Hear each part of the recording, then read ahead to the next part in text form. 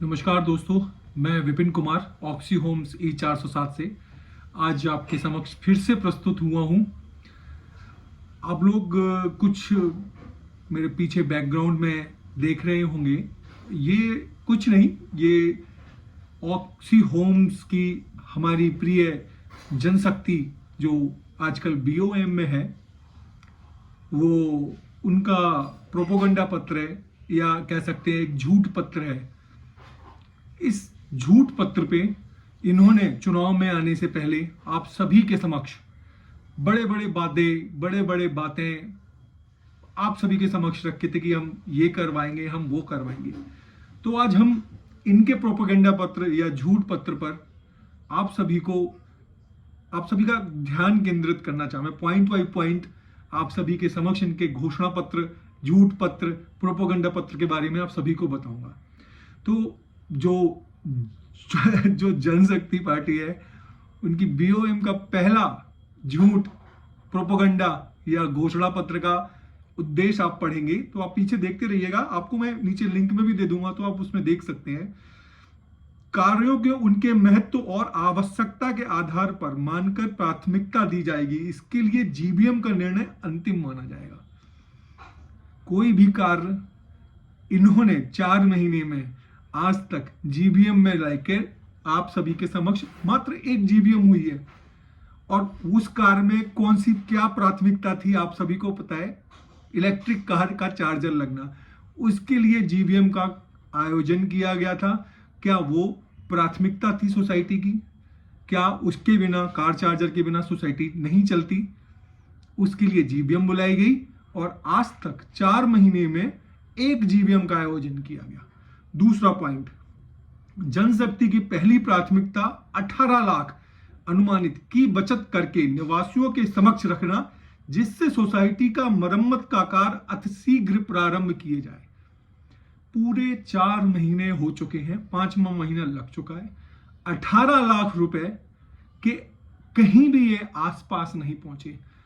इस जुलाई के महीने में आप मासिक बचत देखेंगे तो -80,000 रुपए हुई है, जो ये घाटे में चले गए हैं। -80,000 तो बचत 0 बटा सन्नाटा। 18 लाख रुपए तो आप भूल जाइए। ये एक बहुत बड़ा झूठ आपसे आपका वोट लेने के लिए चुनाव से पहले बोला था इन्होंने। एक स्वांग रचा था जिससे सोसाइटी के सभी निवासियों को भ्रमित करके और निवासियों को एक ऐसी आशा दिखाना कि फ्री में सोसाइटी रिपेयर हो जाएगी। 18 लाख रुपए हम हर महीने बचा सकते हैं, जो दूर दूर तक पॉसिबल नहीं है।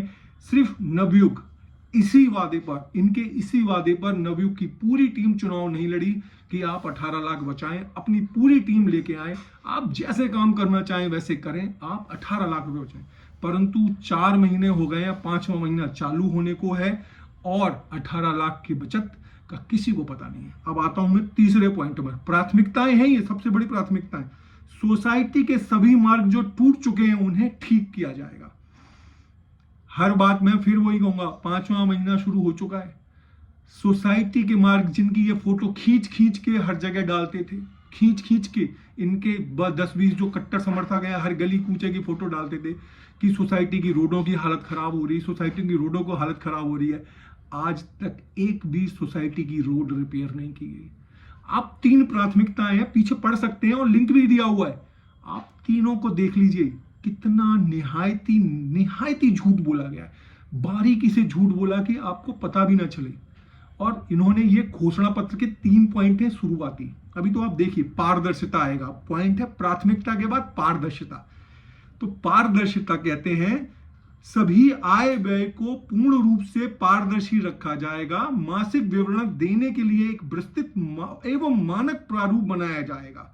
बैंक स्टेटमेंट और खातों की प्रति निवासियों को देखने के लिए हर समय उपलब्ध रहेगी, जिसे कभी भी आकर जांचा जा सके।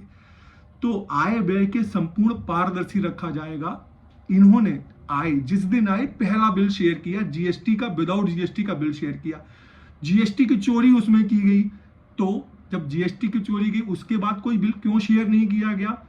स्टेट पहले दिन पहले बार आए तो इन्होंने एक सिक्योरिटी की हाजिरी भी शेयर की। आज 4 महीने के हो गए, उसके बाद कोई हाजिरी शेयर नहीं की, मात्र एक दिन शेयर की गई, मात्र एक दिन, उसके बाद कुछ नहीं हुआ। और आप पारदर्शिता देखिए इनकी। अब ना तो ये जो आकाश चंद्रा जी की एक फॉर्मेट हुआ करता था, उस फॉर्मेट को तो भूल जाइए। अब इनका अपना फॉर्मेट, हमसे बोलते थे कि ना तो ये स्टैंप है ना ये साइन है, ये कैसा फॉर्मेट है। आज हम बोलते थे कि माईगेट से शेयर किया हुआ हमारा फॉर्मेट है, तो ये मान्यता प्राप्त है। अब यही बात ये बोलते हैं, अब इनको वो फॉर्मेट आकाश चंद्रा का जी का फॉर्मेट नहीं भाता, अब ये अपना फॉर्मेट लाते हैं जिसमें नॉर्मल खर्चा और अब नॉर्मल खर्चा अलग अलग दिखाया जाता है। बहुत पारदर्शी लोग हैं ना ये लोग। अब दूसरा पढ़ते हैं। प्रत्येक महीने के हर तीसरे शनिवार को, ध्यान से सुनिएगा, प्रत्येक महीने के हर तीसरे शनिवार को जीवीएम का आयोजन किया जाएगा, जिसमें पिछले महीने के आय व्यय का ब्यौरा और आने वाले महीने में होने वाले आय व्यय एवं महत्वपूर्ण विषयों पर निवासियों की सहमति ली जाएगी।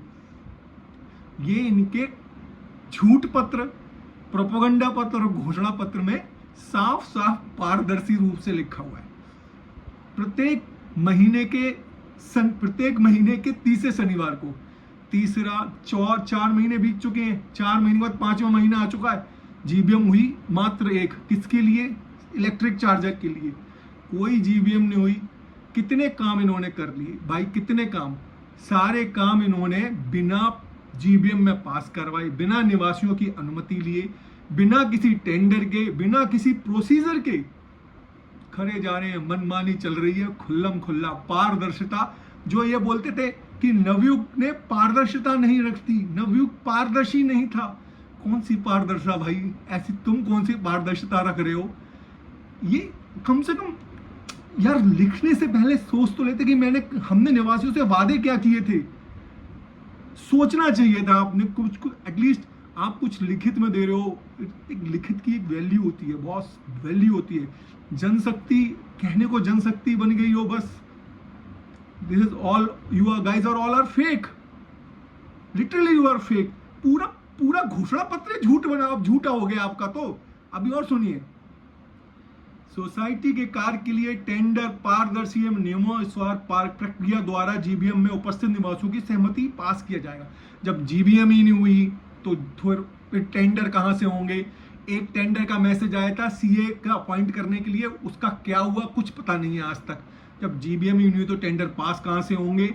और टेंडर किसको दिए जा रहे हैं, कौन ठेकेदारी से काम करवा रहा है, कुछ पता नहीं चल रहा है। अपने लोगों से काम करवाए जा रहे हैं, कोई निवासियों को पता नहीं चल रहा। सब मजे में लूट रहे हो आप लोग। मस्त अच्छा काम कर रहे हो, करते रहो, बहुत बढ़िया काम कर रहे हो आप लोग।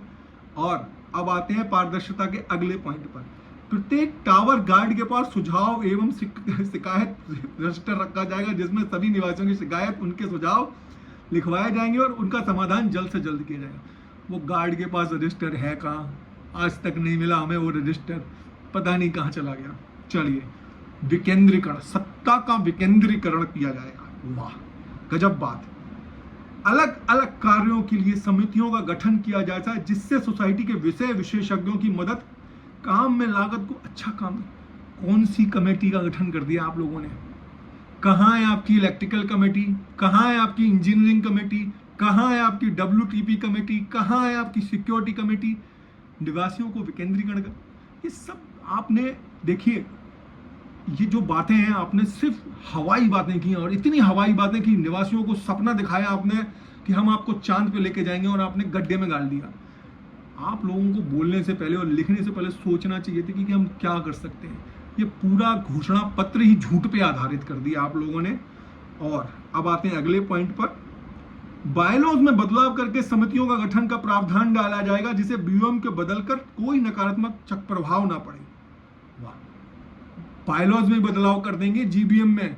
जब जीबीएम में नहीं होगी तो बायलॉज में कब बदलाव होगा? 5 महीने तो बीत चुके हैं, आप कौन से बायलॉज में बदलाव करोगे आप लोग? मतलब एक भी बात सही नहीं हो रही है आपकी इस घोषणा पत्र के अनुसार।